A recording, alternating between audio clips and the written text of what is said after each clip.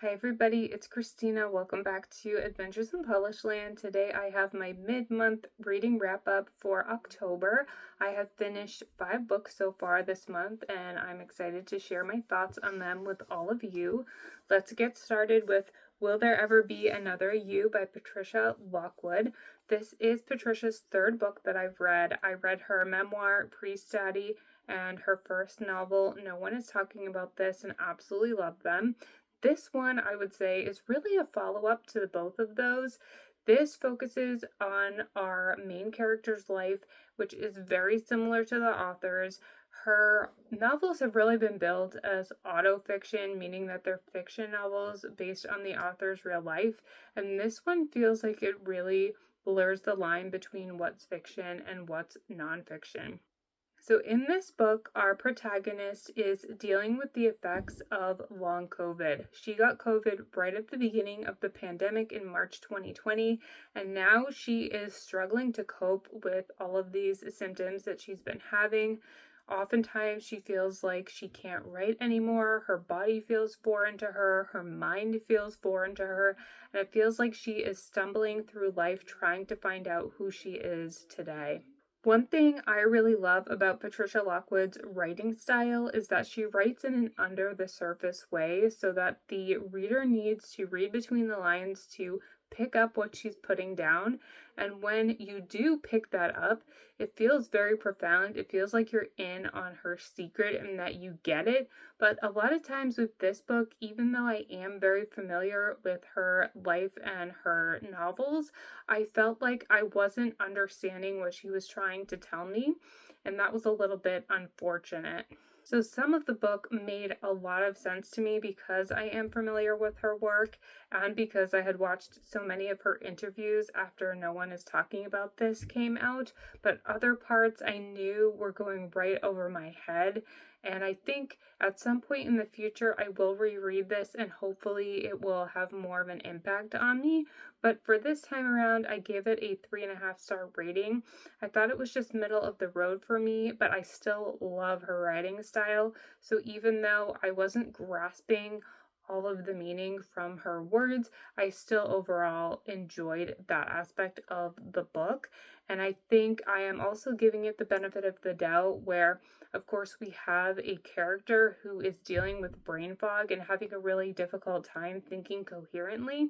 So why would I expect the book to be coherent as well? So I'm keeping that in mind with my rating. And obviously, I didn't include this in my rating, but this cover is incredible. I love it. So from one cat book to the next, that one's not really a cat book. There's just a cat on the cover, but this one is definitely a cat book. It's Will Prescribe You a Cat by Syou Ishida. This is translated by E. Madison Shimoda. This is a Japanese novel, and it is told through short stories, which I don't usually love short stories, but because these are all interconnected, it worked for me. In each short story, we have a protagonist who is going to what they think is a mental health clinic. And they've heard about this clinic through a friend of a friend of a friend, and the clinic is really difficult to find. It has a very weird address, but eventually when they get there, they go to see who they think is the doctor. They tell them their problem, and they are prescribed a cat for a 7 to 10 or 2-week dosage.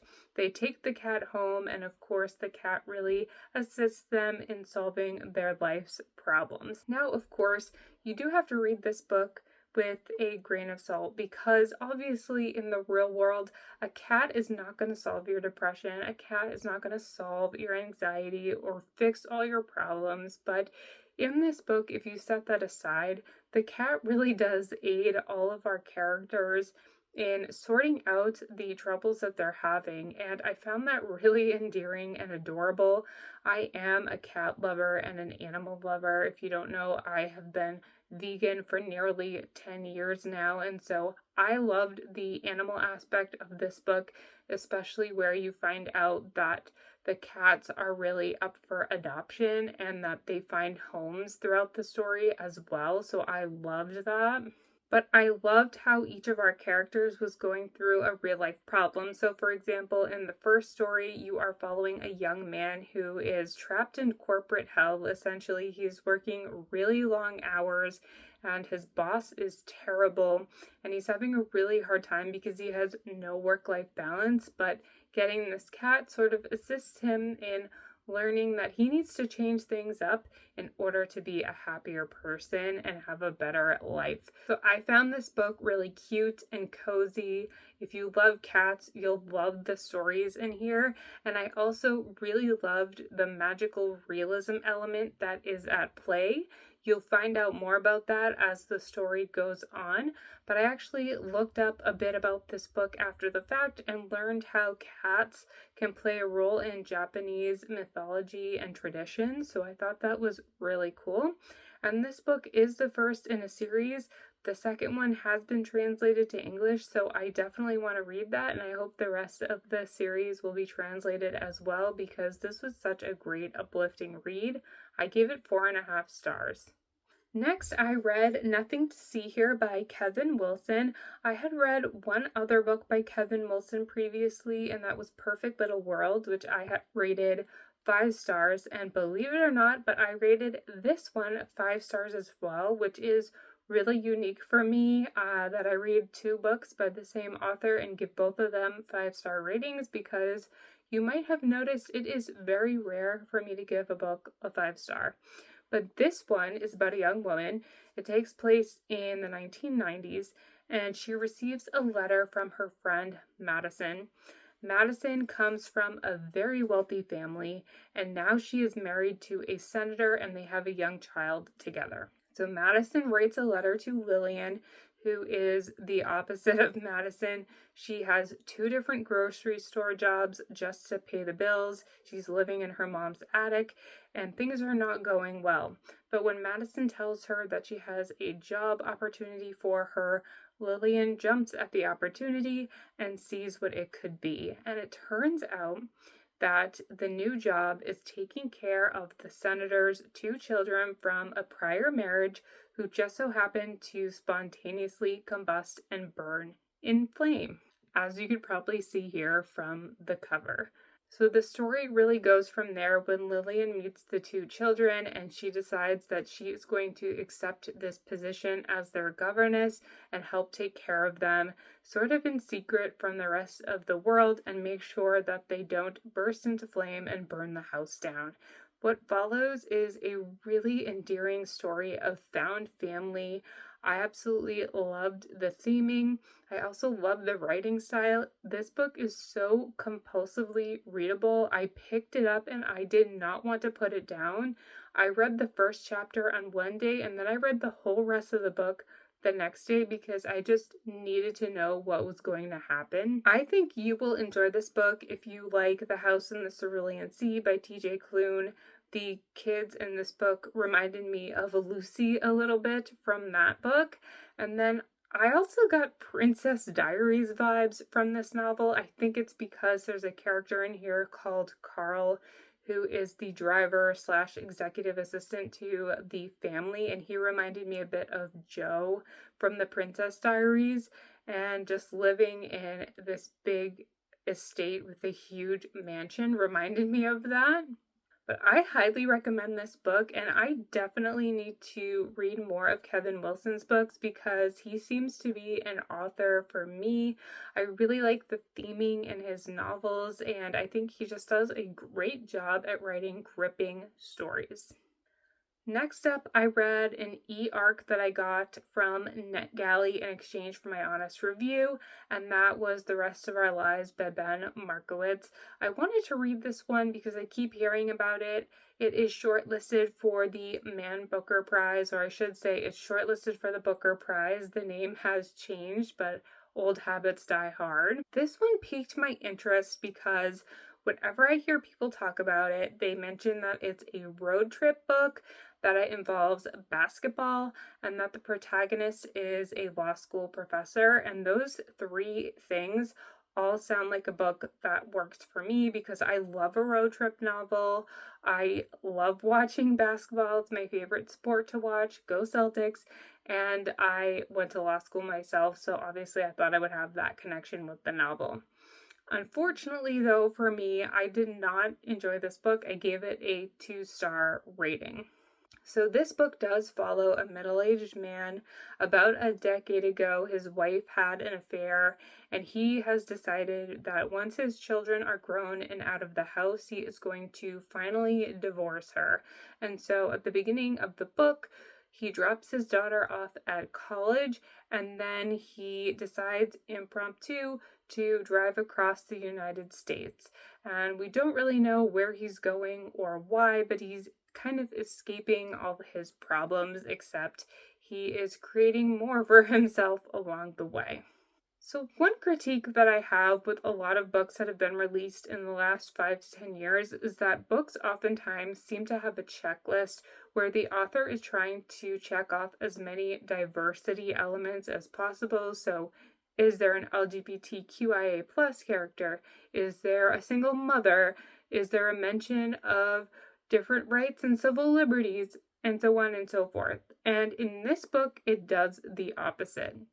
I felt like the author was trying to offend people as much as he possibly could. So, for example, there is a transphobic slur used right at the beginning of the book. I was pretty shocked about that. The main character is very fat phobic. He talks about people's weight, specifically women's weight, a lot. There is a whole element here of racism. There is a small plot line that has to do with reverse racism, which we know is not a real thing. And so all of these elements kept adding up, and I thought, I think this author is trying to offend me. And I think he's trying to offend as many people as he possibly can. So that was really weird, and I did not appreciate that. At the end of the day, I felt like this book was truly illustrating the current political climate that we're in, where people who have historically had the most rights are now feeling wounded and offended that other people are slowly gaining rights because they've been historically marginalized. So this was really sad for me because I felt like I was in the mind of a middle-aged white guy who was struggling with other people gaining attention besides himself. So that was an interesting perspective, but I really did not enjoy it. This book also follows an American family and it's set in America, but it is written in British English. So I also thought that was a little weird because a lot of the vocabulary used is British, and you could just tell that it wasn't authentically written. So, for example, the main character talks about a fancy dress party instead of a costume party. He talks about watching a series from TV shows instead of a season of a TV show, and other things like that throughout the book. So it just didn't feel authentic and took me out of the story in that way as well.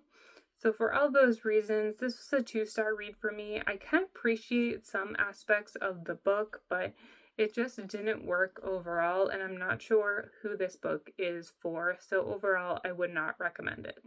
Then I moved on to Territory of Light. This is by Yujo Tsushima and is translated by Geraldine Harcourt. This is another Japanese novel. This was published in 1979, and as I learned from reading the back of the book, this was originally published as a monthly serial over the course of 1 year, and each chapter was published in a local newspaper, which makes a lot of sense to me because as I was reading this book, the author would repeat herself oftentimes and mention things that she had told you about in the last chapter, and that makes sense because she's just reminding the reader of things that happened over time as they're reading one chapter a month. But this is about a young woman. We don't know exactly how old she is, but she is separating from her husband and they have a 2-year-old daughter together. So this book chronicles the first year that our unnamed protagonist is living alone with her daughter as her daughter's sole caretaker and all of the struggles that she faces during this year. I have a complicated viewpoint of this book because while of course I empathize with our protagonist that she is dealing with divorce, which is not common in Japan at this time, and she is really looked down upon in society.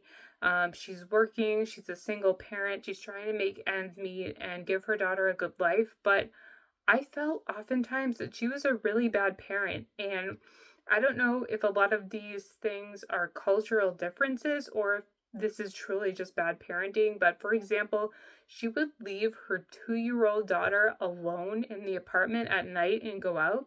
She would leave the windows wide open on their 4th floor apartment so that the daughter could easily fall out the window. She let her daughter roam free in a park and lost her. She also definitely had an alcohol problem because when her daughter would cry in the middle of the night, she decided that instead of consoling her daughter, she would drink whiskey to excess to try to sleep through the night and ignore her daughter.